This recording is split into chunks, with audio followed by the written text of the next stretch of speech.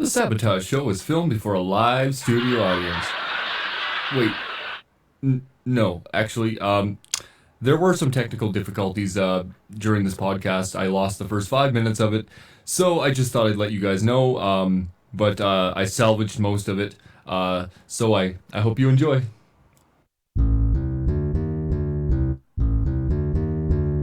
The Sabotage show is not intended for all audiences. Discretion is advised. Yeah, I got it right that time.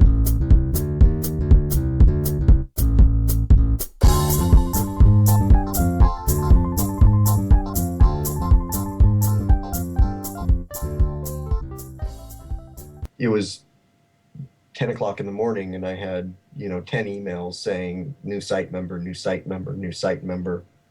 And the whole vibe of the site was really created by the members. I mean, Les does, I once asked him, I said, I don't know how the vibe of the site really, I didn't make up any rules or anything. And he said, everybody just knew what we did. Mm-hmm. And they just sort of assumed that if we were running things that this was what they were going to get, and so they acted accordingly.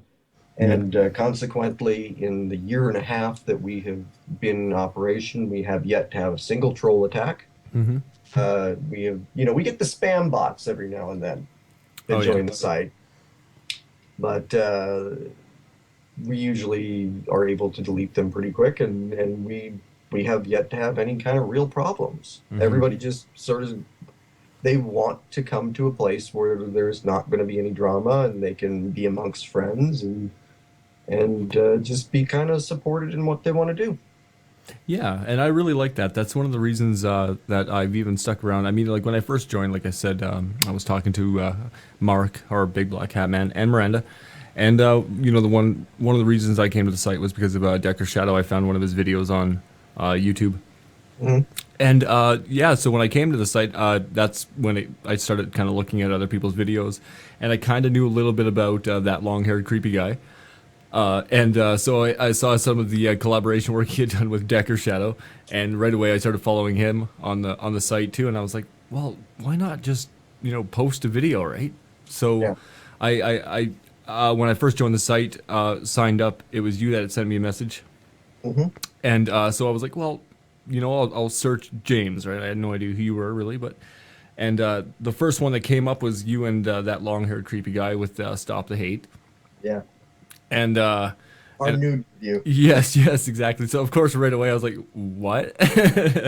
And I thought, okay, well maybe I can do a response video to that, because that's something that we all deal with, like as men, at least from that point of view. And I thought, well, why not, respond to it in that way as a bit of a sign of respect to you guys too, show that I'm not just going on there to get my name out there and then, make it big, I guess you could say. Which, we would never begrudge you to do that. I mean, not everybody comes on to there have been people who've joined. I've said, there are collaborative things that we do and things. They're like, well, I'm not really interested in that. I just want to post my videos. I'm like, yeah, cool.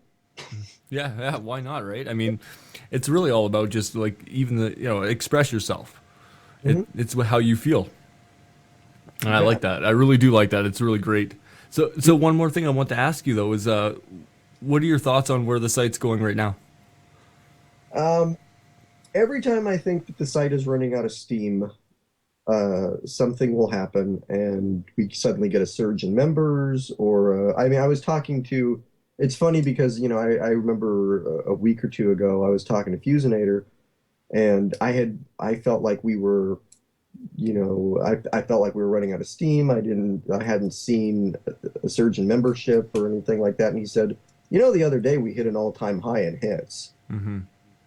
And I said, we did? And he said, yeah, I mean, we're doing more now than, we were doing before. And so every time I think that the site's running out of steam, people just, they want to stick around here, and especially even people there have been people who have been offered the chance to go on and do other things, join bigger sites and maybe even make some money off of it. And they say, yeah, sure, I'll go do that. I'm still going to post Manic Expression, Mm-hmm. But I'll post here too, and I and with the upcoming projects that we have going, I think that everybody in the next few months is in for the best. The best is yet to come. Mm-hmm. Yeah. And I can tell too. I can see with some of the ideas that we've talked about. One I'm looking forward to is the commercial you had mentioned. Yeah. Uh, Did you want to elaborate on that a little bit more? yeah, Hollywoods is going to be doing a he's somebody who is this is what he went to school for, and I had been talking to him about other things, and he wanted to work with me on something, and I mentioned to him that we'd been talking about doing a commercial, which I'm completely, I'll be honest, I'm blatantly stealing the idea from theescapist.com, because I saw a commercial that they did, and I thought, why didn't I think of doing that? I mean, that's we could do something like that and throw it up on every single site in the world and get our name out there. That's true. Yeah. And when I mentioned it to him, because he had talked about how it's pretty hard finding work doing it, and he's just taken pro bono projects in order to build up his resume. I said, I got one for you, and I've been right now just talking to everybody about who wants to be involved and who wants to. It's one of the tough parts about when the site starts to get bigger is when something like this comes up.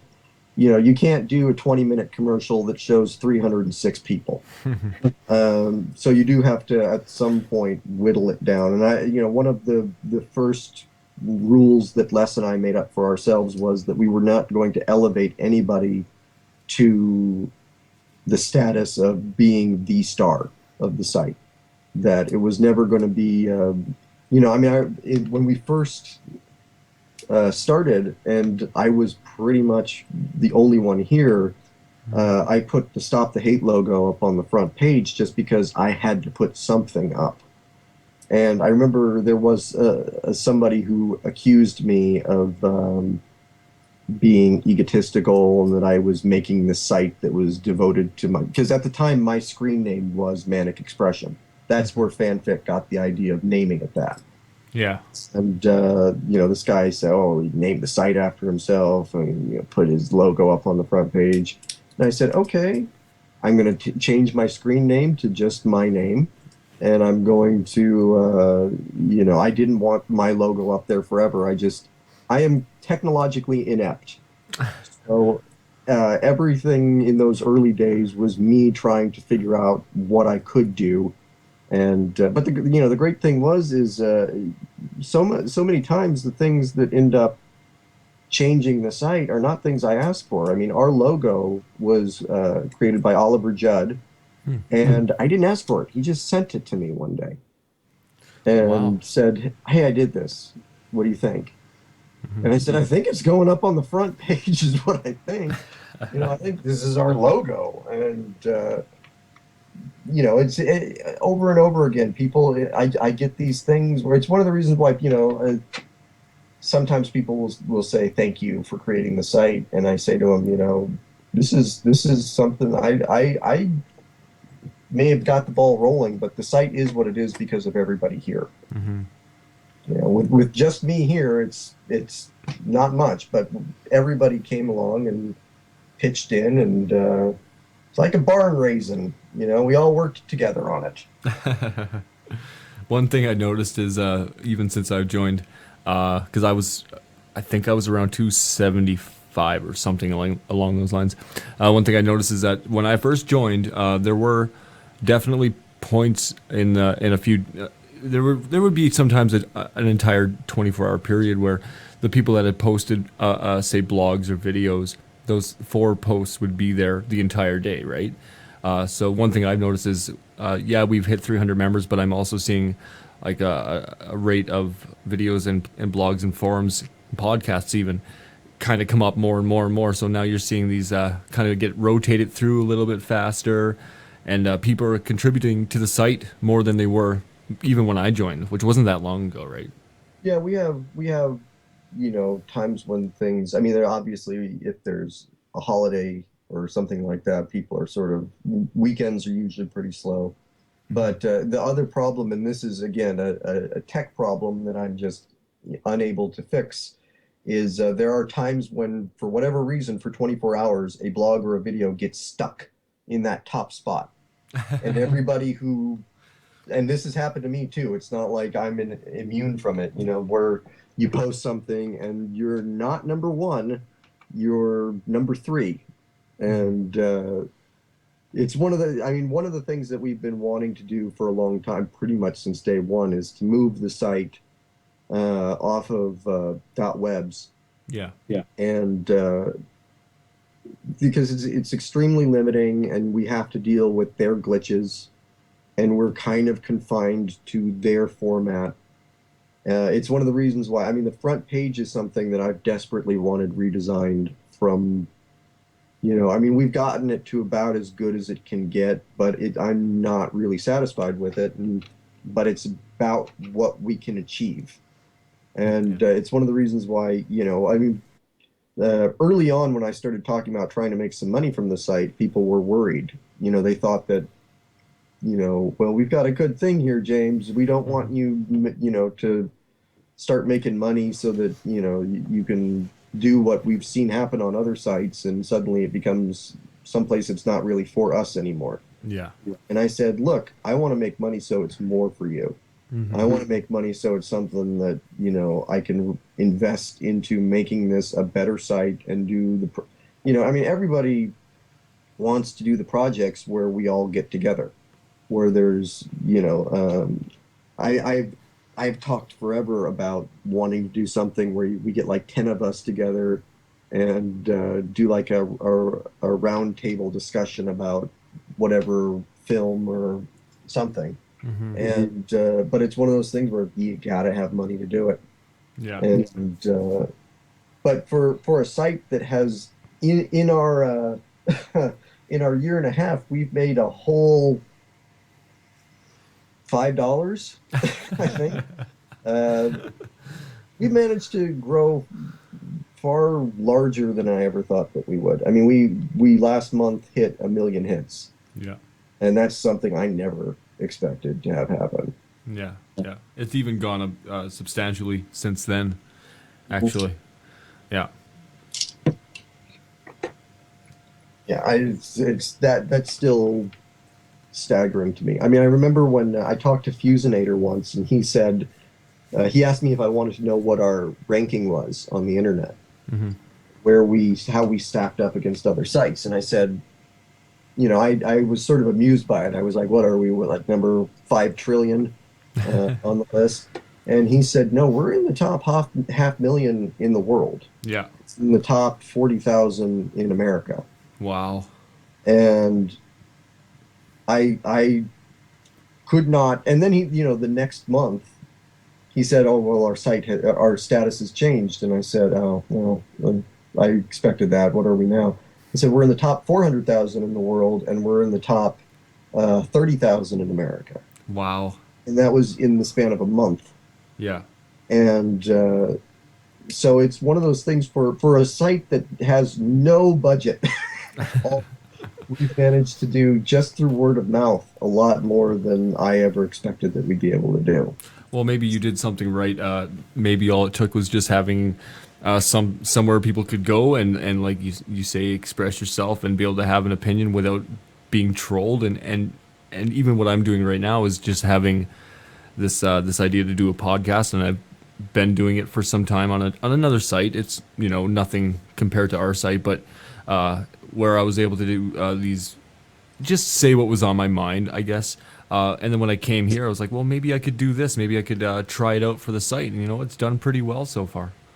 Yeah, it's one of those things where the I get worried because there are times when some of our I don't want to say our stars, but let's just say our bigger names, our heavy hitters, Hmm. will be posting like Decker, Yep. like Big Black Hat Man or the Fanfic Critic.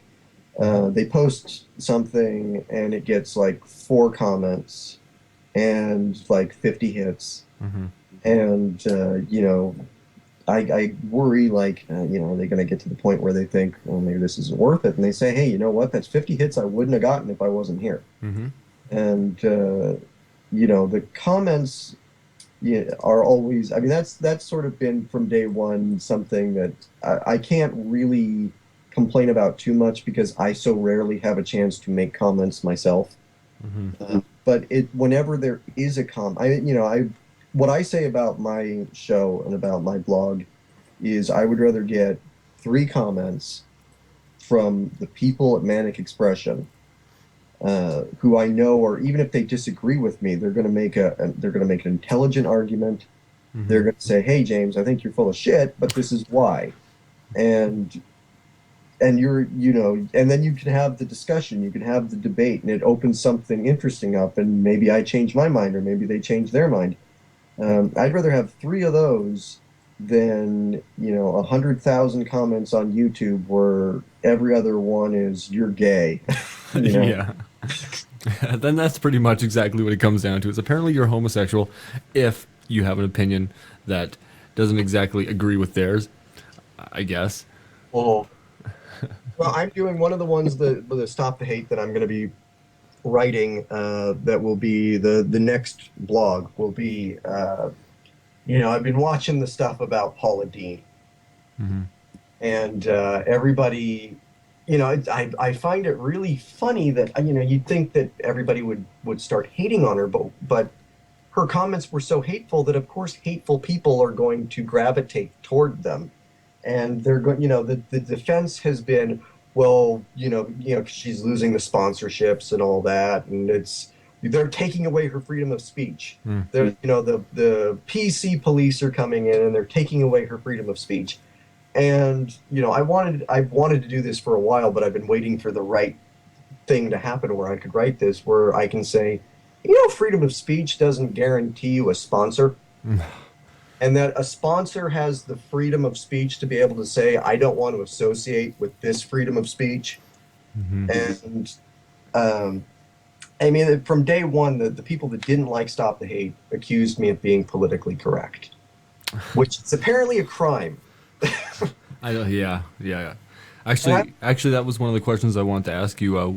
Well, the first question was, why did you start? Why? Sorry, why did you decide to start doing Stop the Hate? And do you find it's difficult to continue doing these videos and blogs for it? it gets difficult. There are times when I feel like I'm repeating myself sometimes, but especially when you're doing. I mean, I think I'm on 240 something now, and but then the format that I'm doing now, where I do a video one week and a blog the other, has sort of, because the videos are actually, for me, they were something I only started doing when the site started because there was no video content. So I thought, well, I better do some videos. Mm-hmm.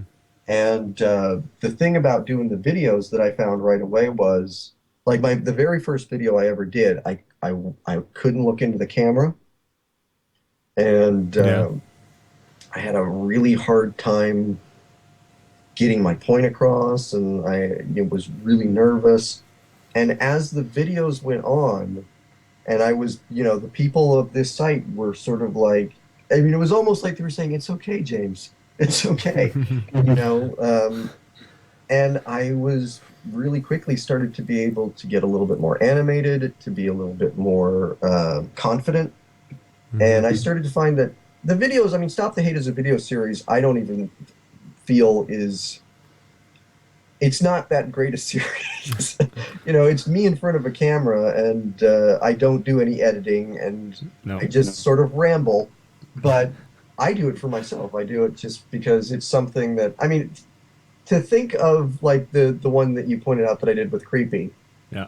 um, that, if somebody had told me before I started doing the videos, you're going to do one where you and another guy are doing it naked, I said, yeah, no, that's not going to happen. That's not something that's ever going to. Or when we did the 100-member special, it Yeah. was really kind of out of character for me to say, we're going to do this thing where we do a music video and we're all lip syncing. And that was completely out of character for me to do, and it's something I never would have done before I started doing this. But I like when I started doing the videos, it was like I said, everybody here was just I knew I found out really quickly I'm safe here. I don't have to worry about being ridiculed. I don't have to worry about if people don't like my opinion, if they're gonna, call me names or they're gonna make comments about, whatever. I'm among friends and I can act as such. Yeah. And the videos are almost just therapy in some ways for me. And The you know what? I prompts. can tell when I watch your videos, especially your videos, because your blogs are different. It's easier to do this behind like a microphone Mhm. than it is in front of a camera or to write it down on pen and paper. But I found with your videos, it's almost like you're having. It might not make sense when I'm about to put this, but you're having an internal argument with yourself. Like, Therapy. you know what I mean? And it's amusing to watch because I can listen to you talk for like sometimes they go on for anywhere from 15 minutes to 45 minutes, but they're fascinating and even your updates, your monthly updates you do, it's fascinating. But I can watch you while you're doing this. You're almost arguing with your own point. I like Yeah. that. Well, I mean, I did a video that wasn't a stop the hate, just because it was like a random thought that I had about the state of cinema, which I didn't make my point very clear because really it was the state of the blockbuster event part of cinema and how I really felt like maybe it's run its course. Maybe, because this has been a really horrible year for movies. And Yeah. and I was making this point. I always, before I post the video, I usually will rewatch it because I'm not even fully aware when I'm doing it. Like I have to, like, what did I say? And did I, make this point? Or so I rewatch it. Hmm. And I watched myself kind of, yeah, doing that, kind of going, I don't know. I don't, maybe this is true, but maybe not. I don't know. And but really, I mean, it is an internal argument with myself sometimes, but it's also like I feel like when I make the videos, and it's one of the reasons why I did become more confident in doing the videos, Hmm. is when I'm doing it, I can picture creepy there.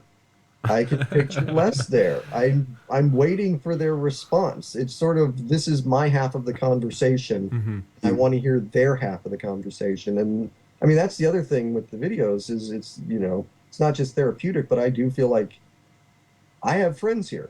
I Hmm. want my friends to not just read text when they hear from me. I want them to see me. I want them to, and I felt like from day one doing the announcements, which actually, honestly, doing the announcements and doing the spotlight blogs Hmm. are my favorite part of the site. Yeah. It's just getting to kind of talk about projects and getting to talk about the members. That's actually the thing that I enjoy more than anything. Hmm. Uh, and but actually, I mean, with like I said, with doing the every other week now for the blog, it has sort of reinvigorated me as a writer because that's really primarily what I am. Hmm. And I never had any interest in I would watch. I mean, I got into this whole thing watching guys like the Angry Video Game Nerd, Hmm. um, but I never had any interest in being them. No. And I still don't. It's one of the reasons why I don't edit my videos. I could probably learn how, but it seems like a lot of trouble. You know what? It really is a lot of trouble. I'll tell you right now why it is. So I do this podcast for the most part. I do the occasional video, not a lot, but every once in a while you kind of feel like you're ambitious and you're like whatever.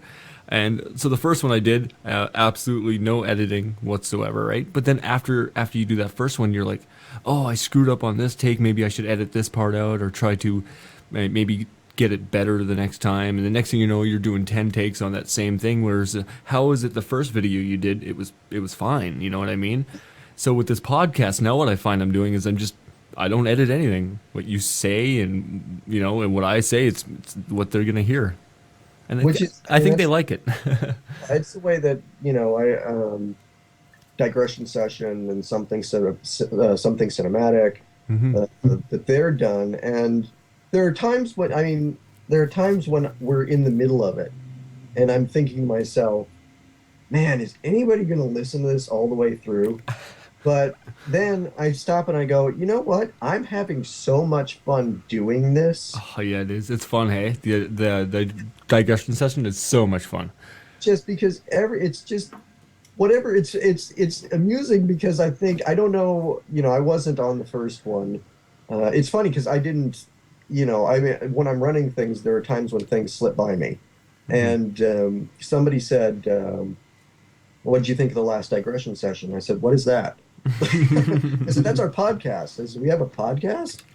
And but it's funny because I didn't hear the first few ones, and then when I did one, I don't know if this was a progression, but Mark, just said, okay, here's the topic. I know none of you are going to stick to it, but here's what I wanted to talk about. And within like 10 seconds, nobody was talking about what he wanted to talk about.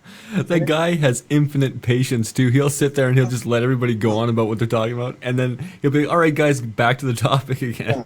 yeah. Well, him and Tim too, because doing something cinematic. Yeah. It's I did one. The last one I did was a couple weeks ago for when Man of Steel came out, Hmm. and he usually likes to talk about what trailers we saw beforehand, and immediately it gets in, to nothing to do with any of that. It's sort of, what did you think of that? The other movie that no, there wasn't a trailer for it, but let's talk about this. Or it becomes a debate about whether or not Iron Man 3 was any good. And he's like, weren't we supposed to be talking about something? Oh, the trailers. Yeah, that's right. But yeah, I mean, that's why I think that they work. I mean, I've talked to Tim before about it, and he originally wanted to do something cinematic as something that he would edit. And he said, I think it works better if I don't. I think it works better if people just hear how much fun we're having and Hmm. just hearing where the conversation goes. Which is funny because I had a conversation the other day with Breck Club, and I had so much fun just talking to him. I said, "Damn it, why didn't we record this?" It's not even something that I don't know if anybody would be interested in hearing it, but I know that I mean, for me, when I watch things where I know people are having fun doing it, I usually can have a lot of fun watching it. Yeah. Yeah. And just sort of, I mean, it's one of the reasons, like I said, with guys like the Angry Video Game Nerd or the Nostalgia Critic, it just looked like so much damn fun. Yeah. And I just thought, man, they must be having a ball right now. Yeah. And just watching them have fun was to me infectious, and it made me want to come back for when they did their next episode. Hmm. And now I get to work with people who may not have that level of stardom, and they may not have that fan base, but to me are every damn bit as good. Hmm. And I mean, the fact that Decker Shadow was never picked up as to be like a major internet star baffles me. Yeah. The guy is so talented and so funny, Yeah. and so much better than. And again, I'm not going to name any names, but so much better than a lot of the guys that are out there who are big. And it's one of the things where when I'm that I mention to people when they come to me and they say I have an idea. I say, if you're going to do this, you should absolutely take credit for it. You need to be able to put it on a resume. You need to be able to put me down as a reference Hmm. because this is something you're doing something awesome, and you absolutely need to capitalize on this. And you know, and they'll say, "Oh, well, it's just a little thing I'm doing." I'm like, there is no such thing. You're putting your time and your effort into something. Uh, if you want to have a career as a writer, your blog is something that you need to take credit for. Yeah. It's something that you need to be proud of. You need to, and I'll admit too that there was a time when I was very dismissive of things like blogs and people who did videos on the internet, and Hmm. Uh, but the thing is, I just had to find the right people because I was used to seeing if I saw a blog, it was like a block of text that had no paragraphs to it, and every other word was misspelled, and Yeah. It, uh, it's basically just well, at least for some people, it's of the moment. I feel if you're thinking something and you're not really too focused on it, you're just kind of getting it out as quickly as you can. Like if you grabbed a piece of paper in the middle of the night when you're half asleep, you woke up and you wanted to get that written down. You don't care how it looks. You just have to remember in the morning right. that you actually got it out there. And it's one of the things that I think it did help with Stop the Hate and why Stop the Hate ended up becoming more popular than I expected it to be. Which I never really thought about it until I did the first few blogs and nobody seemed to notice, and it was my fifth blog that just absolutely exploded. And I remember in the end I got something like 10,000 hits on that Wow. blog, and what I started to pick up on is that the fact that I didn't just type it in, I would open a separate Word document, I would spell check it, I would edit it and re-edit it and edit it again, and I treated it the way that I would when I was preparing my books to be published. And that's how I approached it. And I think that people probably like gravitated toward that. And they said, oh, this guy's actually taking it seriously. He's not just banging on a keyboard going, this sucks. Yeah. He's actually trying to make an argument. Yeah. Yeah. Have you been writing lately? Uh, Really, I've only been doing, well, Stop the Hate. And then, the last bit of writing that I did was when we did our podcast play last summer. And it was the first bit of original writing that I did. I reworked because I've got another podcast play coming out this summer, which is based on one of my stories, and I reworked it, as to make it an audio drama. But other than that, I knew that when I did my book, because the first book that came out, absolutely no one in the world bought it, Oh well. and I had originally planned it was going to be a trilogy, and I thought, well, how am I going to do a trilogy to something that nobody read?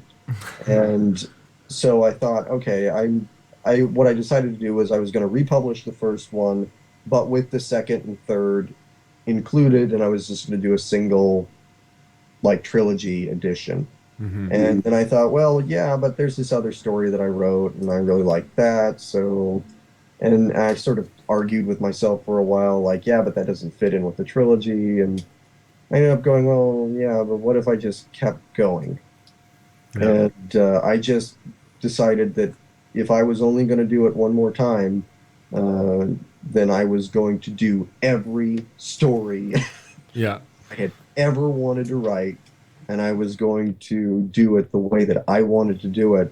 And when I did that, I found that there just the desire to go back and writing. I've been writing nonstop since I was 5 years old. I was 30 when I finished my book, and and it had always been therapeutic for me. And I realized that I was kind of at a point in my life where I didn't really need that crutch.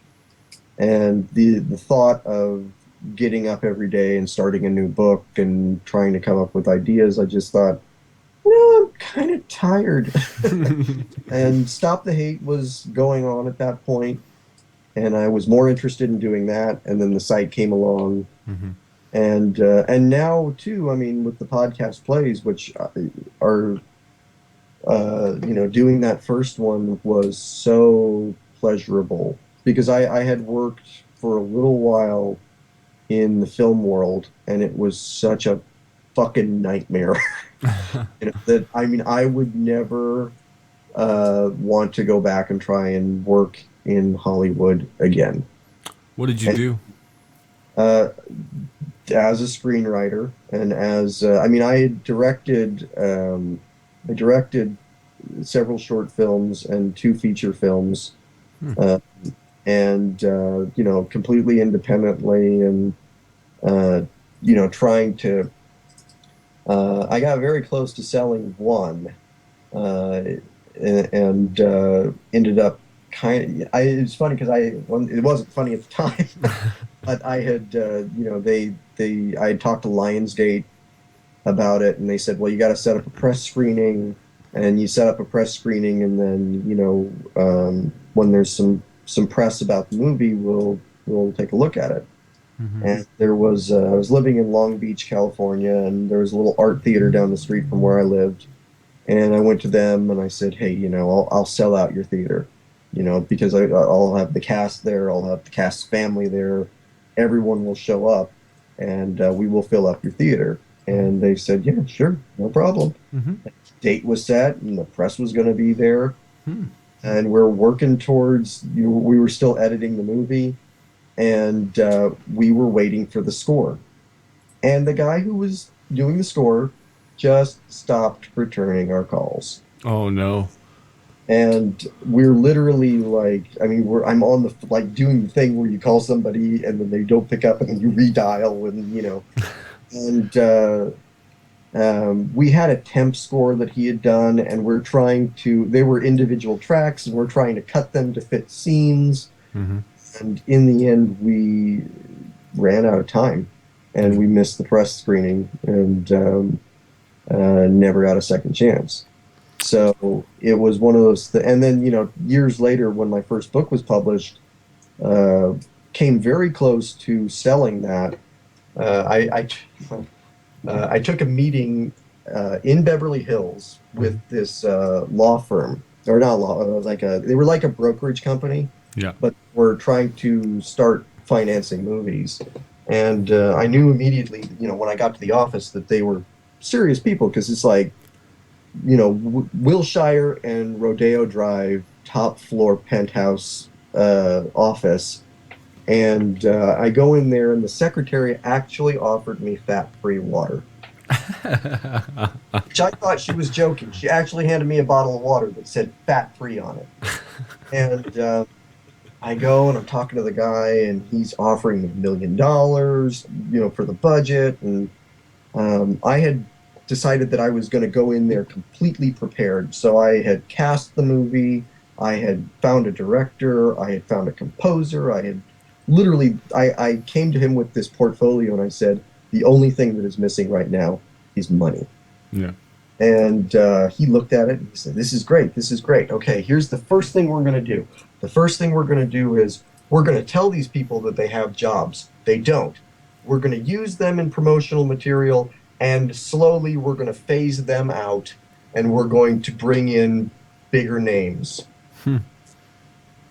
And he started referring, my book was about a couple, a young married couple with a child, and it was about people who were struggling. And he said, this is great, poor suckers will really identify with this, and he actually said, it'll be great, they'll come back for more, repeat viewings, and we'll milk them for every dime they have. Wow.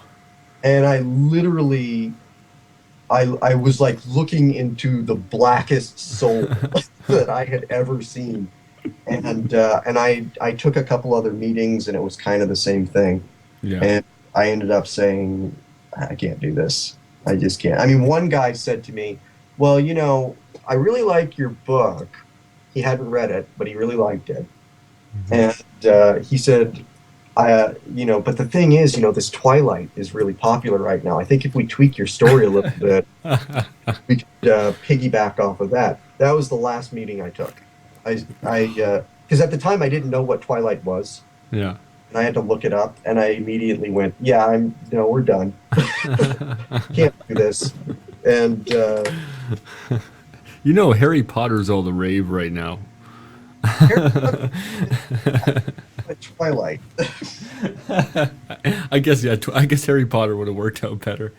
Oh man. I've always said the difference, because people say, when you criticize Twilight, they say, well, what about Harry Potter? I've always said that the difference between Harry Potter and Twilight is Harry Potter is about a quest for knowledge.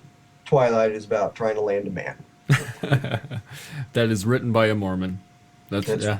for who doesn't know anything about sex. Yeah. Oh, yeah, exactly. Yeah. Do we really want to get into that right now? I swore Twilight off, but if you get me started, there's Well, ladies and gentlemen, that's all the time we have for tonight. So, there was a couple more things I wanted to ask you. So future projects for the site. We've talked a little bit about the commercial, and your July update. Do you have a timeline for that? that will be coming out possibly tomorrow. Ooh. There's a couple of little surprises that I have this month, and I'm trying to make the announcements coincide with that. I can't push them back too much, or otherwise there's no point in doing, announcements for the month and it's July 15th. But I'm trying to, I'm hoping that these two projects will be ready by this time tomorrow, and I can post everything up tomorrow. Hmm. But it'll be this week. I mean, it'll if not tomorrow, it'll be Friday. I'm not going to do it 4th of July because nobody would see it. So, but yeah, the July announcements will be they're coming up, and I guess you know what I'm gonna do something that I've never done before. Hmm. I'm going to announce right now who is getting the spotlight this month because normally I like to save it as a surprise.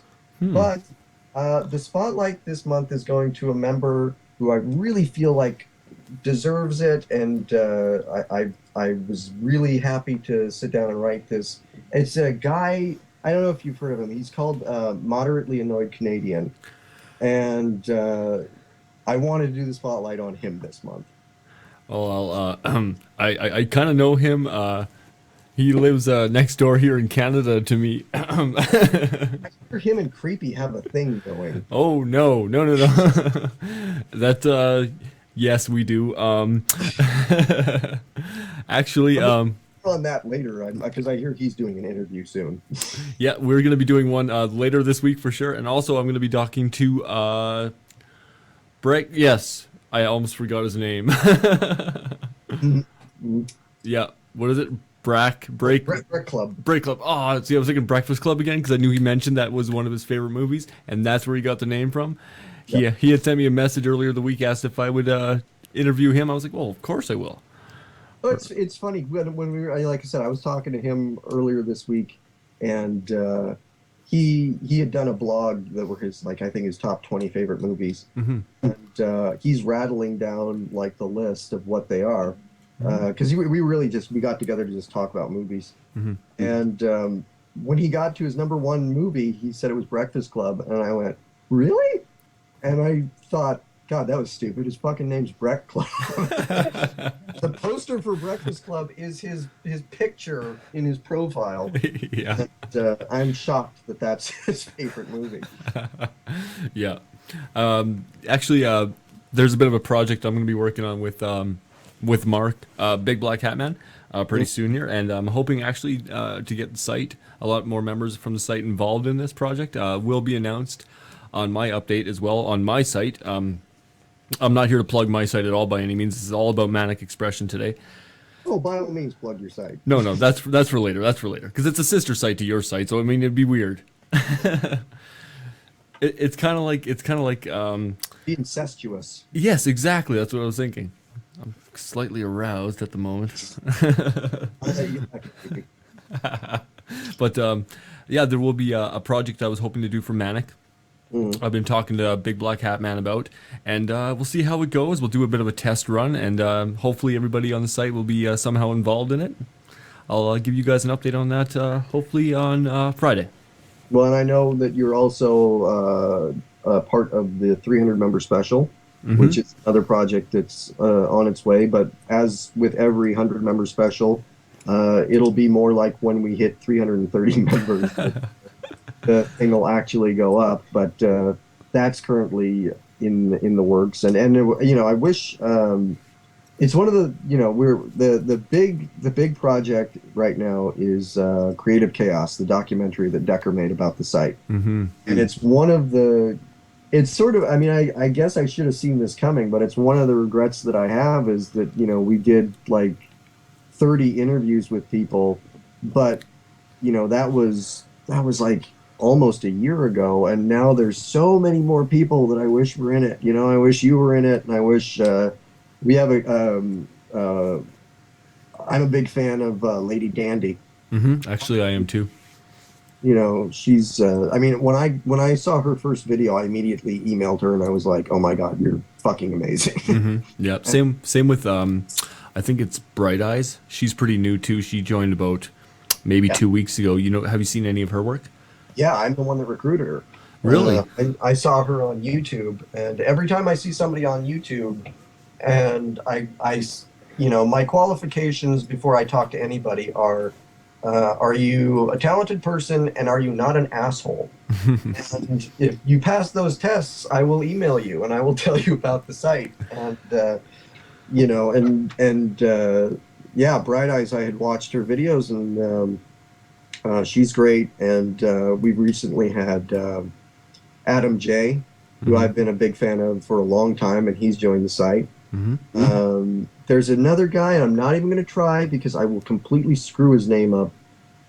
It's he just joined today, and Oh, uh, but he does some great movie reviews. I'm such an asshole because I can't remember the name of his show right now either.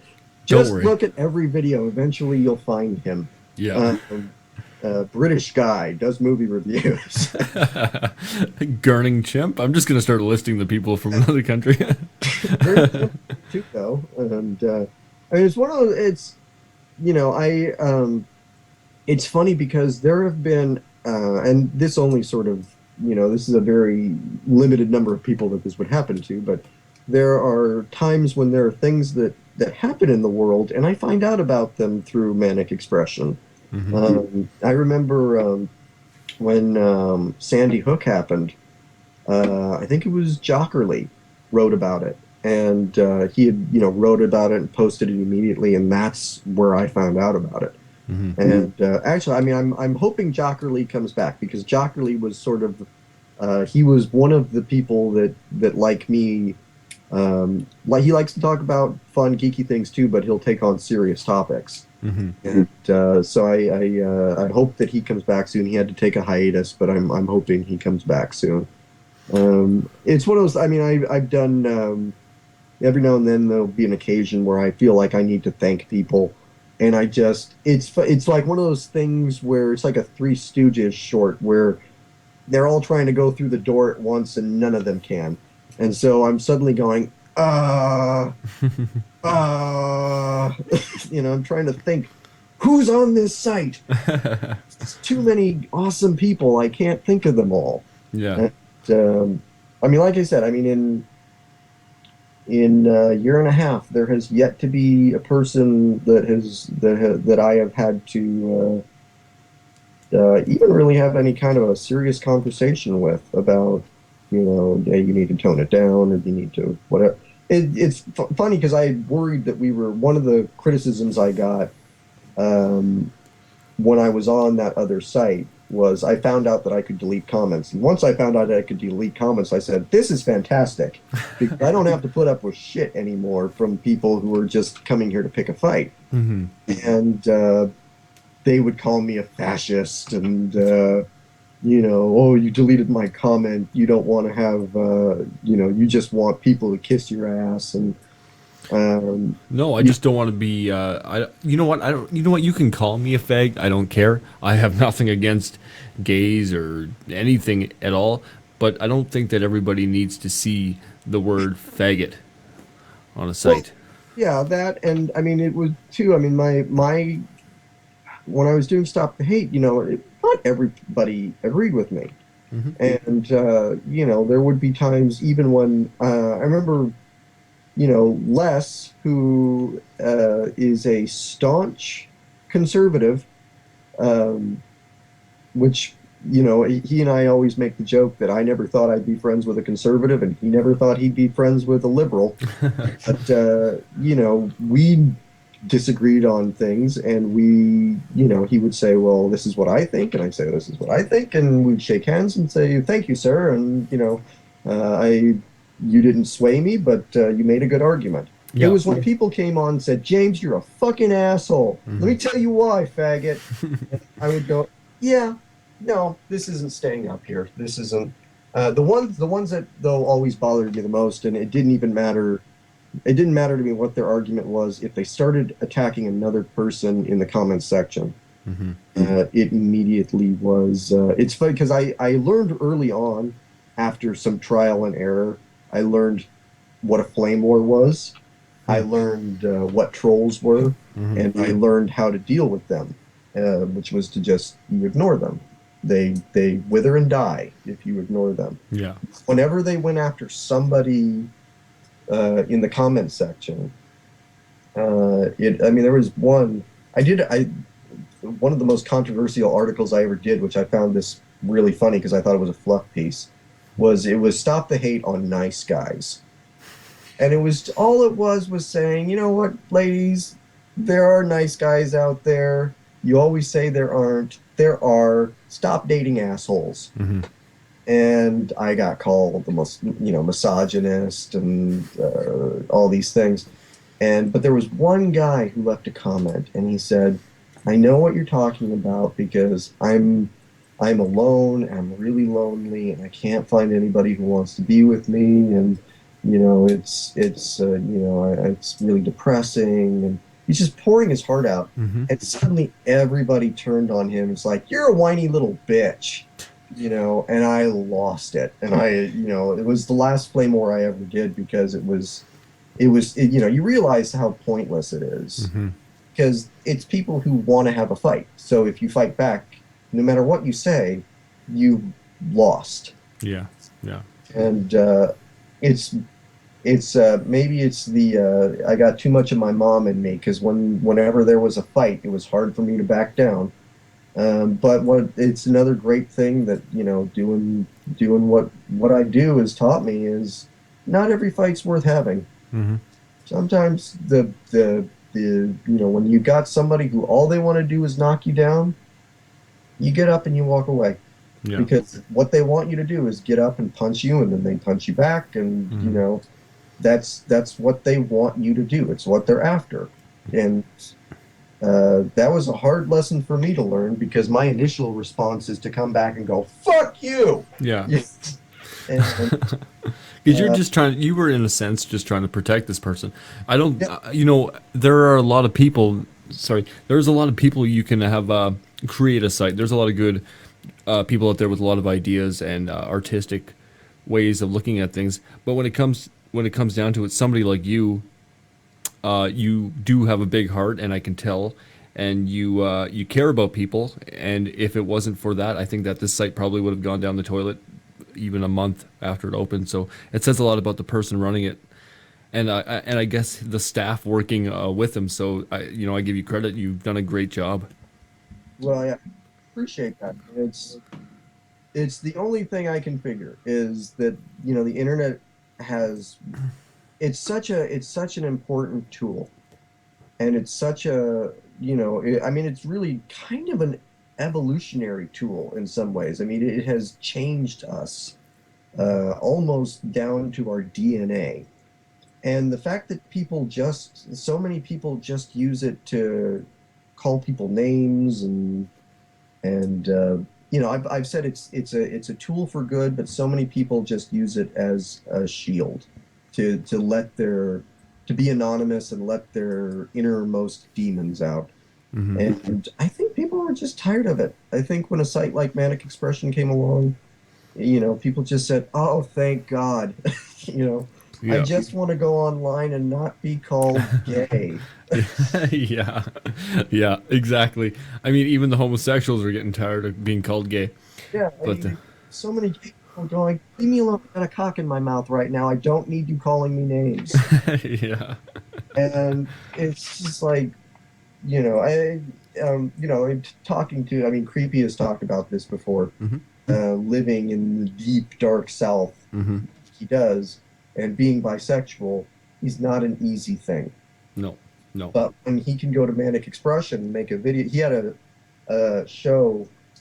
I don't think he's done an episode in a long time. I think it was called By the Way, and it was he just said it was so great to be able to talk about being bisexual and know that nobody was going to attack him. Hmm. Yeah. One of the comments I had posted on a video a few months ago for him, it was one of his earlier videos, of course, so it had maybe 10 views or something like that on the site. So I was going through the catalog of these different videos, and I wrote a comment, and it said, you know what, you're not creepy, you just say things that a lot of people are thinking that are too afraid to say it. Yeah, when I did my spotlight on him, I did that was one of my comments in the spotlight was you're not nearly as creepy as you think you are, and don't let anybody convince you otherwise. Yeah, yeah. And it's I think that's just I mean I've gotten so many nice comments from people who say I thought I was a freak because everywhere I went I'm into this weird kind of thing. I'm a guy and I love My Little Pony, and or I'm really into this weird German comic strip. And I came here and I started talking about it, and I didn't get people saying you're an idiot for liking this. I got people saying that's really cool. I mean, it's I've never heard of that before. Maybe I'll have to look into that. And you know, it's and I've seen uh, outside of the site, it's one of the drawbacks of being popular is you will get haters. Hmm. And I've seen things like Manic Expression.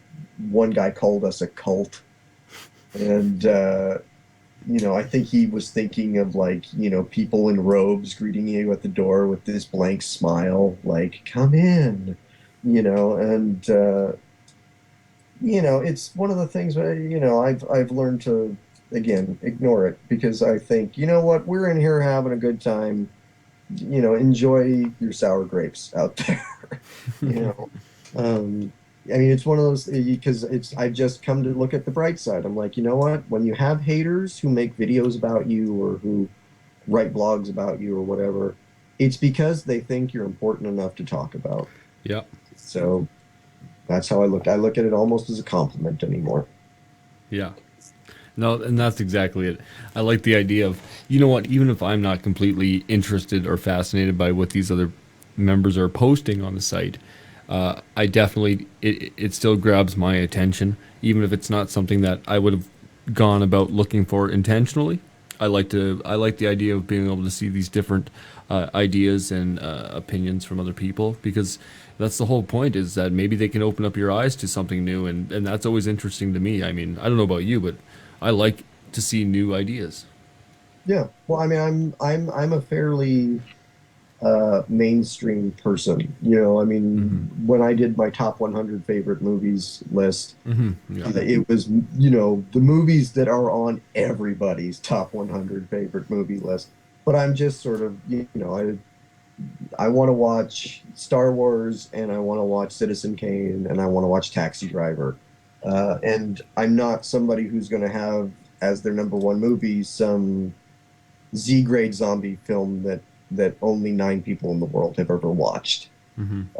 And so many people on the internet, that's the thing that they specialize in. Creepy does a lot of like the sort of Skinamax movies, and Yeah. you've got. I mean, I'm movie fan 12 does the Disney stuff, which I'm not don't really invest a lot of time into Disney, Hmm. but every now and then I'll see one of his blogs or I'll see one of Creepy's videos and I'll go, that kind of looks interesting. I might have to look into that and Yeah. see what that is because that's or I mean I remember Movie Fan 12 was doing I don't even remember what it was, but he talked about this video or this old Disney short that I had no idea about where Donald Duck is a Nazi. Yeah. And I Yeah. just went, what? Where is it? I gotta see this. It's true. Yeah, I remember that when it came out. Yeah, I believe it was in like 37 or 47. I can't remember what year it was, but yeah, it did. Yeah, and I never heard that. I thought that is so weird. I just see that. Yeah. So it's great to, and sometimes too, I mean, like fanfic critic, I have no interest in fan fiction, Hmm. but it's interesting to hear it summarized. So I can just get the short version Yeah. watching one of her videos, and I don't have to put myself through, what she puts herself through, which is reading this stuff, which so much of it is awful. Uh, Oh, yeah. and for some reason, devolves into porn really quickly.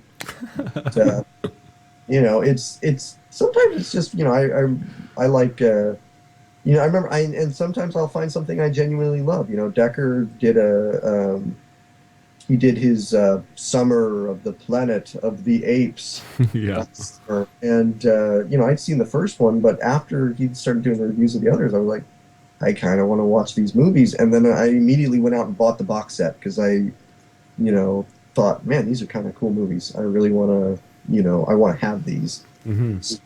It's good to. I mean, I really I don't go to my newspaper to get my movie reviews. No. Don't go to get my news from MSNBC or Fox. No. I want to get I want to hear from people who are going to be similar to me, Hmm. and I have high hopes that someday, when we get a little bit bigger, maybe guys like Jeremy Johns and the Schmoes and Chris Stuckman and the sort of bigger named YouTube guys will go, God, maybe I need to post my stuff on Manic Expression. Hmm. Yeah. Yeah. Those are the guys I go to, and the people that post on Manic Expression, like Yippee Ki Films and things like that. I choose my movies based off of their recommendations. Yeah. Yeah. Yeah. I wish I could say the same. I have a horrible idea of what I consider to be a good movie. Like, I know you agree with me, but I actually saw Superman Returns in theaters when it came out, Yeah, um, and I liked it actually. I mean, well, it's things that I originally gave Man of Steel a higher rating, and then I rewatched Superman Returns, and I said, you know what, I like this better, and it's one of the things too that uh, so often, especially in the early days of doing Stop the Hate, when most of them were about, I mean, I remember doing writing one about Phil Collins and thinking, I, and it was a good lesson for me too because I wrote the Phil Collins one, Hmm. and that was the one that really blew up. Oh, really? It was about Phil Collins? I really thought, man, people are just going to call me a dork. People are just going to say, you have no taste. Because that's what I'd been hearing my whole life as a Phil Collins fan was, Phil Collins? Every girlfriend I had, you're not putting that on. I We're like not listening to that. I like that. I like that song, "Mama." Yeah, that's a great song. Is that not a wicked song? Yeah, but I mean, that's one of the things where people say, he only does that bubblegum crap. And I'm like, have you ever heard Mama? Yeah, bullshit. Mama's the bomb. It's like a prostitute, okay? Yeah. But, it's when I did that one, I got a lot of people who said I don't really like Phil Collins, but you made it, because the argument wasn't you have to like Phil Collins. The argument was you don't have to be a dick about it. Yeah. Yeah. And because I remember I had been reading an article where he had to retire uh, because of a spinal cord injury. He had lost the ability to hold his drumsticks, Oh. and a lot of the news that I was reading, I'd read comments, and the comment that sticks with me to this day was somebody who said, "Has my birthday come early this year?" Oh. Yeah. And I said, you know what? You don't have to like the guy's music. Do you really have to rejoice that he has a physical disability now? No. And people started coming out in the comments section, and they either agreed with me that I don't like his music, but that's kind of a dick thing to say, or they came out and they said, you know, it's like I could imagine them kind of looking around. They were wearing sunglasses and trench coats and saying, "I like him too. I thought I was the only one." You know what? Give the guy some credit. He's got some skill, right? Yeah. Yeah, definitely. And you don't have to like it. You know what? I am not a huge Phil Collins fan, but as I've gotten older and more mature, the first thing I noticed was you don't have to like everything by them, but you have to have an appreciation for their talent. Like I don't like Celine Dion, yeah, but she is talented. Well, yeah, I've one of the things that I mean, I think this happens to almost everybody is you hear, for instance, like you hear the name Liza Minnelli, and you when you're 15, 20 years old, you roll your eyes, Hmm. and then you watch Cabaret, Hmm. and you go, "This is a fucking amazing movie." Yeah. And this is somebody who, you don't have to want to go to her concerts Hmm. and wear her t-shirts and stuff, but when you see her in something good, you need to stop being a snob Hmm. and say, "This is good." Yeah. I mean, the day that Stephanie Myers comes out with something decent, I will be the first one to come out to all the people who just hate it because of Twilight. I will be the first one who comes out and says, "You know what, this is pretty good." Yeah. Yeah. I don't think that day is coming anytime soon, but I will be the first one to admit it when it does. And it's, I mean, you brought up Superman Returns. Hmm. I have always pointed out people went into that movie ready to hate it. Hmm. Yeah. And when you go into a movie ready to hate it, you're going to hate it. Yeah. Yeah. Do you have an exact date on when that movie was released or It when it was first came into theaters? June of 2006. I don't remember the exact date. I remember it. For whatever reason, DC always releases their movies in June. Yeah. Was it? Uh, I thought it was 2005. No, that was Batman Begins. It was 2005. I remember 2006 because my daughter, it was a movie that I took her to go see.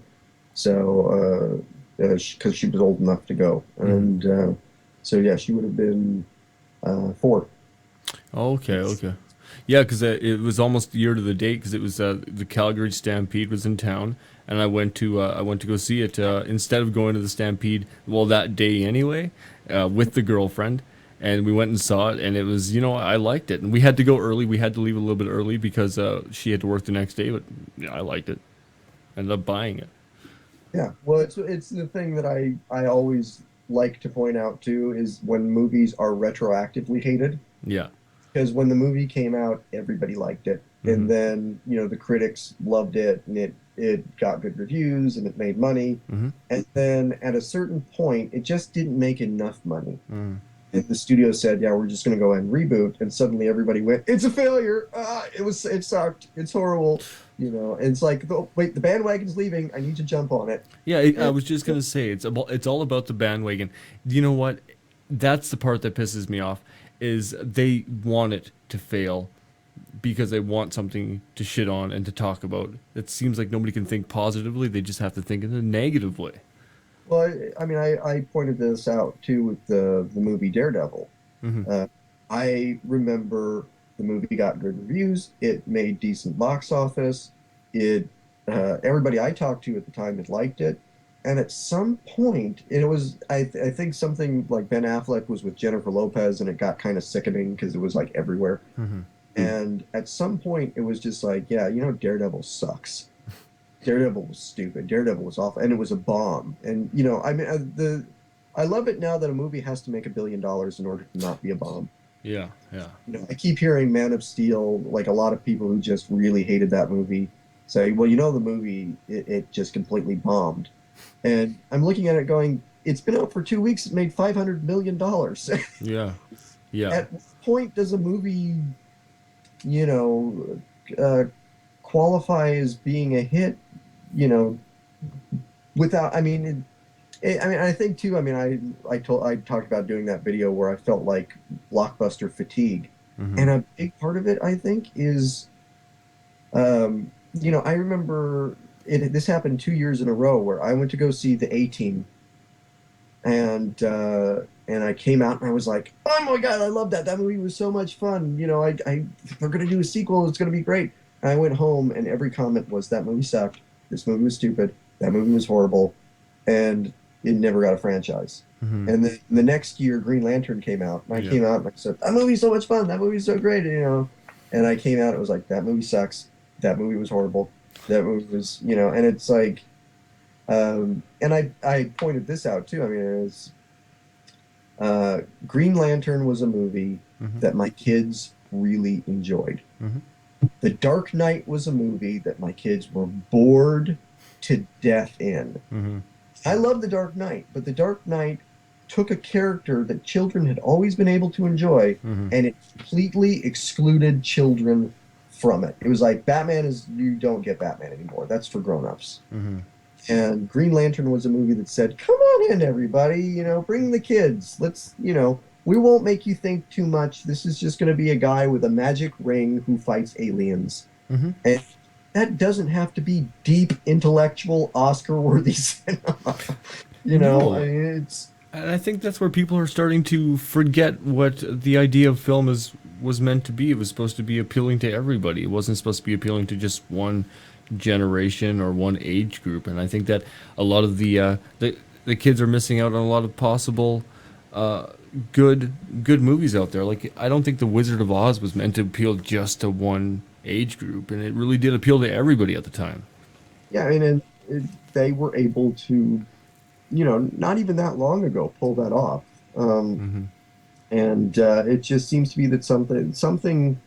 I mean, it's funny because I've become more and more critical of Man of Steel every time I talk about it.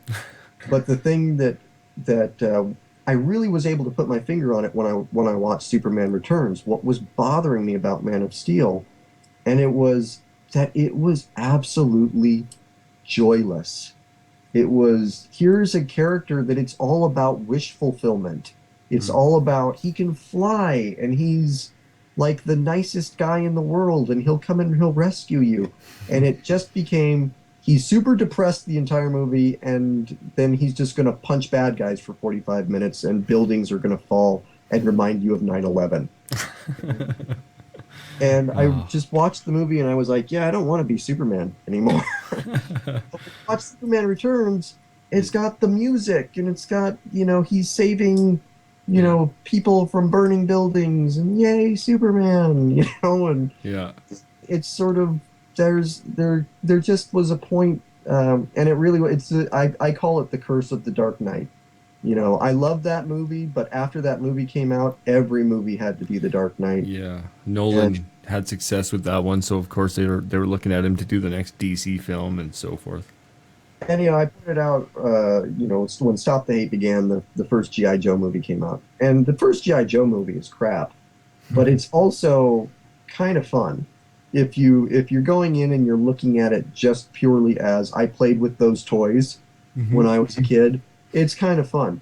Yeah. And everybody hated it. And I was talking about it, and I said they could have done a serious war drama where, Duke is played by Sean Penn and Snake Eyes is played by Rafe Fiennes.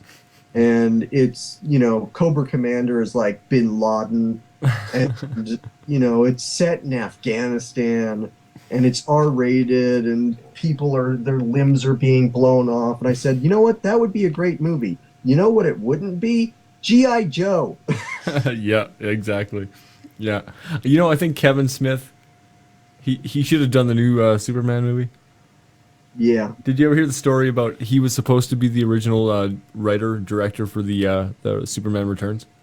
I don't want him to wear the suit, and I want him to fight a giant spider. Yes. That's And crazy. I hope. I mean, there's, you'll have to Google this because I don't know the person's name or anything. But I urge everybody to find. There's a Kickstarter campaign going on right now. There's a guy who's trying to make a documentary about that movie, about the failed Superman movie that they were trying to get made with Nicolas Cage and Tim Burton directing. Hmm. Because it was such a fascinating disaster that was averted that it's almost a shame they didn't make it because it would have been one of those movies that for generations people would have looked at and gone, "What the fuck is this?" You know, and it's, you know, I've seen some of the stuff that this guy has, and it's you know, he's got a Kickstarter campaign going right now. He's trying to raise the funds to get this documentary going. He's got, even Nicolas Cage has said he'll come in and he'll do an interview. So Wow. it's, I would love to see that movie. So anybody who feels like looking this guy up and contributing to his campaign, you know, it's I'm one of the people who loves that filmmakers are going to Kickstarter now and saying, you know what, the studio won't fund it. Do you guys want to see this movie? Yeah. And people say, yeah, I want to see that movie. Here's Yeah. $5. Isn't that You what it's all know? about? It's the people. Yeah, and it's obnoxious when people abuse it. You know, when it's, you've got Zach Braff out there. You know, he could go to a studio and get financing, but you know, instead he's like, or he could even, he's rich enough, he could fund it himself. Yeah. And it's like, yeah, do you guys want to kick in? And it's sort of like, you're a dick. Yeah. Yeah. That's true. That's true. But But it's what, like an independent filmmaker, and they're, you know, they really, you know, I talk about, you know, people accuse James Rolfe of, what do they call it? E-begging, yeah. his angry video game nerd movie. And I said, what is he begging for? He's saying, do you guys want to see this? If Yeah. you want to see it, give me some money and I'm going to go make it. Yeah. And they gave him money and he went and made it. Where's the begging part? You know, and I find that, I mean, it's just another example of nothing. This is why we can't have nice things on the internet. You know, it's because everybody immediately comes in and takes a shit Yeah. on, you know, I mean, I kind of, that's what I picture is everybody's having a party and it's really nice. And one guy just walks in, drops his pants and shits on the floor and then just turns around, flips us off and walks out. You know, Then you guys don't want to invite me to a party. okay, yeah, you're not coming to the first Manic Expression convention. I'll be the guy in a cage. Oh, come on, guys! I want to drink too. But yeah, it's one of the reasons. I mean, I don't, you know, I for a while when Manic Expression was going, I continued to post Stop the Hate on other sites. Uh, and again, I mean, some of the people there were really nice, so I don't want to throw the sites under the bus by mentioning them. But I got so tired of, you know, somebody coming out and I mean, I one that I did about gay rights and somebody quoting me Leviticus, and I remember just going, "Fuck you!" You know, you know, I don't have any Yeah. interest in being in a place where somebody would do that, and um, you know, I mean, it's one of the things where, I mean, we have a member, Larissa Stowe, and the Shakti tribe, who are, you know, they're a band Hmm. that I had actually contacted about doing some music for the next podcast play, and they immediately were like, "Can we be a part of the site?" And I was like, "Yeah." And she's really into, you know, kind of Hindu stuff, yoga, meditation, and her, you know, she wanted to post her blogs, and I said, "Sure." And her blogs are, you know, about that kind of stuff. And you know, I don't happen to share a lot of her beliefs, but I look at it and she's respectful about it and she makes interesting points. She's an eloquent writer, and I go, yeah, you know, I comment on her blogs and I say, yeah, this was really interesting. You know, I like hearing it. And any other site, it would be, you're fucking stupid. You Well, know, of course, yeah. They can't just look at something as being, hey, this is interesting. Somebody has a different perspective on something. But the way they do it is come in there and say, well, I don't agree with you, so I'm going to shit on this right away. yeah. And it's the thing that, you know, I mean, you asked about where I got the idea for Stop the Hate. Really, I had noticed this, what I felt was a connection. And it's kind of more common thinking now, but at the time, I had not heard anybody make this connection, which was that, you know, you had the horrible, horrible attitude of politicians in the United States. I mean, especially in the United States. There's other countries, obviously, where it's you've got, they're not exactly civil towards one another anymore, but the United States is particularly bad.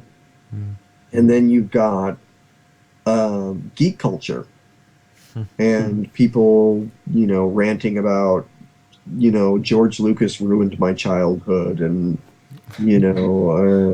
whatever, and I saw that as being all connected, and being, these were the same people, or this was, these were the parents and these were the children, and it was all kind of this connected, just overall feeling of vitriol that was just permeating everything. And I thought, I want to do this series where one blog will be defending Superman Returns, and the next blog will be like a really serious one about gay rights, or about, gun control, or whatever. And it's never like, when I did the gun control one, it wasn't about I'm right, you're wrong, and me presenting facts and saying, I'm right and you should agree with me. Hmm. My argument was, I have an argument, Yeah. and you don't need to agree with me, but you need to accept that I have an opinion. Yeah. And that's always been the message of Stop the Hate, which is always why I find it funny when people say, you're shoving your beliefs down my throat. It's like, all I'm saying is I have an opinion. you Yeah. know all I'm saying is, or somebody, I mean, I did one where Roger Ebert gave a bad review to the movie Kick-Ass, and everybody jumped on his back, and, oh, he's old, he doesn't know what he's talking about, he's out of touch. And I wrote this article where it was just like, you know what? He's a fucking film critic. Hmm. He had an opinion about a movie. It was his job to give his opinion. This was the opinion he had. Yeah. And you don't have to agree with it. I didn't agree with it. I liked Kick Ass. Hmm. It doesn't mean he has to like Kick Ass. Yeah. And, I mean, it's always been there. It's funny because sometimes the only times where I'll get criticism about the article itself will be, that was a little bit angrier. We don't like it when you get angry. And I say, you know what? This has always been an angry kind of a thing where I get frustrated It's a way of with venting. That's kind of what I meant when I was saying, like, you can see you're almost arguing with yourself. It's a way of you releasing maybe some stress, or just venting. Well, it's funny because I looked up the other night one of the older blogs from like a year or so ago where I talked about the Google Glass, and that was when they were first talking about it, and I wrote this article where I just I was talking about walking around with these glasses on your face and getting hit by a car because some asshole was driving his car wearing the glasses, and and I just remember it was like in italics, and it was like, are you fucking kidding me? And then I put, does it sound like I'm pissed? Because I'm fucking pissed. And Yeah. it was like, there are going to be times when I'm angry and I'm pissed off, but I'm not pissed off at I'm pissed off at something that is going to hurt somebody, or somebody's attempt to hurt somebody, and I'm not going to be polite Yeah. when I talk about that. I'm not going to, if I'm talking about uh, I mean, I've never done one about Glenn Beck, but if I were to do one about Glenn Beck, I would not be kind to Glenn Beck. But Glenn Beck is not kind to other people. Hmm. So I don't feel the need to go, well, he has a point. It's one of the things I can't stand about the media in America anymore, is it's always, well, he has a point and he has a point. So we're just going to say it's a draw. Hmm. And they're both right. And it's like, no, Yeah. this guy's advocating like deporting all the Muslims, like, and this guy is advocating don't do that. Yeah. One of them's right. Pick a side and stop being a pussy about it, and just stand by your guns. But everybody is so, maybe I shouldn't be saying this because it's probably it's being recorded somewhere. Yeah, So I I'm speak. recording it. I, I'll just edit that little bit out. I don't. Uh, but yeah, it's, and again, I mean, I'll do a blog where I maybe defend, not a huge fan of Obama, but once upon a time I was. Mhm. And I did one defending him, and Les left comments because Les absolutely loathes him and sees him as the Antichrist. And but at the same time, Les doesn't call me an idiot No. for liking Obama. No. He may think it's an idiotic position that I have, but he's not going to, I mean, we did one early on, we did a collaboration, Democrats and Republicans, Mhm. and he made his points and I made my points, but at the same time, we weren't really trying to change each other's minds. We were just showing that on a lot of things we agree. Mhm. And if we can just focus on those things and stop focusing on, gay people turning America into Sodom and Gomorrah, or, fighting, uh, a 40-year-old battle about abortion, Yeah. we might actually get something done. And, and he and I, we continue to talk. He still doesn't agree with a lot of my positions, and I don't agree with a lot of his, but I said, if you put Les and me in charge, give us a weekend, a case of beer, and a PlayStation, we'll hammer this out. We'll figure out compromises, and he would say, okay, I don't like this, but I can live with it, and I'd say, okay, I don't like this, but I can live with it. And we would work it out, and that's something that I just wish more of our politicians would get a case of beer and Yeah. play some Mortal Kombat, and go, okay, we're going to decide this bill based on who wins. And That's scary to imagine that actually being the case. yeah, John Cena versus, it's one of those things where that's what people used to do, and at some point, everybody has become so entrenched in this is my position. I will not be moved from it. I will not be swayed from it. And if you don't agree with it, Yeah. you are retarded. It was something that could be discussed in a backyard barbecue with your neighbors, and even if you had a difference of opinion, it could still be discussed, and it didn't go any further than that. You could still be friends. Well, and I mean, it's I find it fascinating to I'm one of the only people who advocates that the 90s was not a completely failed decade. And because one of my points in the 90s, I felt like things were moving forward. I saw Hmm. progression. I saw things, we were, went from in the beginning of the decade, you didn't even talk about gay people, to the end of the decade, it was like a civil rights movement. Hmm. And then at some point, it just all backslid. And, I have no idea well, I have some ideas about what caused it. But I blame Will and Grace. yeah, that's what it was. But, it's one of those things where, I mean, like gay rights, and I pointed this, I did one, a Stop the Hate about environmentalists. Mhm. And everybody it's like an insult now to call somebody an environmentalist. And I said, look, I don't know whatever your position is, but do we hate the planet now?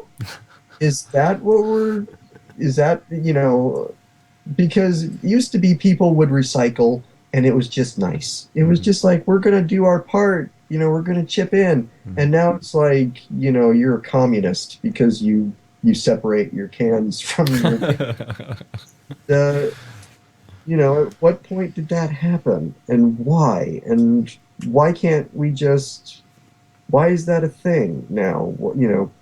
Yeah, Uh, can it just be left alone? There's nothing wrong with it. if it ain't broke, don't fix it. And Exactly. there's things like, I mean, my argument for anybody, and it's one of the things I won't tolerate, is anybody who comes in with any kind of a bigoted viewpoint. I don't care what your opinion is. You're, I don't want to hear it. You don't have to tell me why, you know, black people are in prison more than white people because of this. I don't fucking care what your opinion is. You've just proven yourself an idiot. Mhm. Or gay people are, going to cause the down. If you look at history, every time gay people have been accepted, it's been the downfall of every civilization. Yeah, you're a fucking moron. Let's stop this conversation because I don't want to have it with you. Yeah. If you want to argue with me, like, well, here's why I think gay marriage, I don't have a problem with gay people, but, I have a little bit of a problem with this, and maybe we could just call it civil unions. I will make my argument as to why I think you're wrong, but you don't seem like you're a hateful, awful person. Hmm. So you're just misinformed, and I'll go ahead and I'm not going to, end this conversation. But, it's one of the things where, people in my day-to-day life, if I get a church group that knocks on my front door and asking me if I've heard the good word, Hmm. we'll have a conversation. This door, like, I'm busy, I gotta go. I'll be like, well, have you heard that actually? And we'll have this, and it's one of the. I've never met one that doesn't run away. Hmm.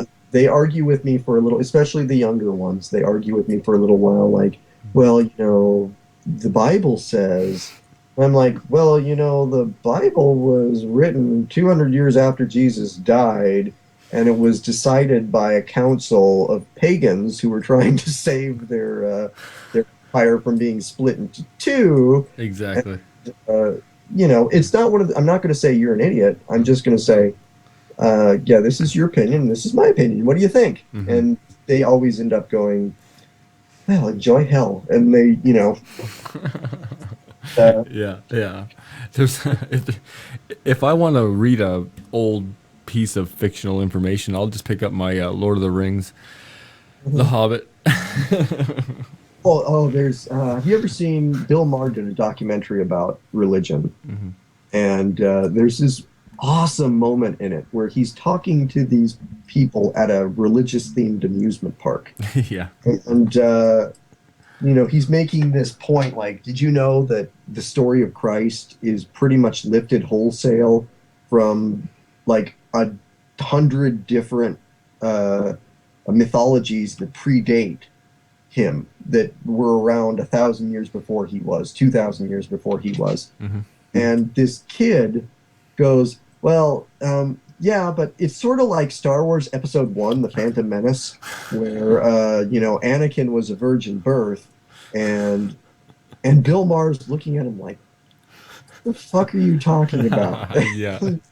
Just like the argument was so nonsensical that to the point where I don't even think he commented on it afterwards. He was just like, "I don't even know where to begin with this. This is just." And but it's again, it's one of those things where when people, like with Larissa, she shares her religious beliefs. I go, if it's the best part of her religion, Hmm. I say, hey, that's great, Hmm. awesome. I mean, I've argued that Jimmy Carter is one of my favorite presidents, and I think his religion made him a better man. Hmm. It doesn't mean I think he's right in his religion. It just means that he found purpose in it and did good things. So And that's all that really matters, is as long as it's being used for something that can actually be for the better, as opposed to be just a negative way of looking at things. I think anyway. well, I mean, it's things with manic expression. Like I said, not everybody has to join the site with noble aspirations, but just don't make the site worse. Just come on and do your movie reviews because you're trying to start a career that way, or you have no interest in being really a part of the community. You just want to post your blog. Yeah. That's absolutely fine. Just don't come in and be a dick and Yeah. ruin it for everybody. Yeah. And you know, just that's absolutely fine with me. No, and I totally agree about that too. Like, just as long as you're respecting the other fellow members. Mhm. And it's sort of the way, and I hate to give a spoiler for Creative Chaos, but it was one of the points that I made in the documentary is that really the thing about manic expression, and this is, I don't make this point in the documentary, but it's funny because I, a couple months before uh, the site started, I started seeing a new therapist, Hmm. who, by the way, is a member of the site. So hello to Jack if he's listening. Um, but you know, I went in there and I just said, you know, here's the thing, Doc. I see the world as a horrible cesspool, and everything about it is wrong. And here is, you know, I pretty much believe that I'm going to end up living in a labor camp when I'm old, eating beans out of a can, scraping the bottom of the can because I'm starving to death because the world sucks and humanity, we deserve to be extinct. And the site went up, and it was almost immediate that I just started seeing everybody coming in and being nice and getting along. And if they didn't agree, it was they were respectful about it. And That's nice. my attitude started to improve. I just started to look at things and go, I guess it's possible that maybe there is some hope. You know, this is like a microcosm of society. I am seeing people from all over the world of every race and every religion and every color and every sex and sexuality. We have a transsexual member of the site. We have, gay, straight, bisexual, men, women, young people. We have people who are older, Hmm. and none of them come in with this horrible attitude of trying to ruin it for everybody else. And if we can do it as our small little microcosm, maybe there's some hope that maybe Star Trek wasn't lying to me, and there's some sort of bright future ahead. And it really has. I mean, for all the people who come to me and they say that this has made a real difference in my life, I don't think it's made a difference in anybody's life more than it has in mine. Wow. Well, I hate to interrupt you there, but that was an awesome ending to the show. That's all the time we have for tonight here. Thank you, James. I really appreciate you coming on, and that was a great message, by the way. It was Uh, inspiring. Since I've joined the site, it has been amazing. it's it's like I said, it's the I hope that someday that this becomes my job, but if it's something that I do for free, I will do it for free as long as I can. I'm on board. And thank you for your time tonight. I really appreciate that. Thank you for having me. And did you want to say anything else? Well,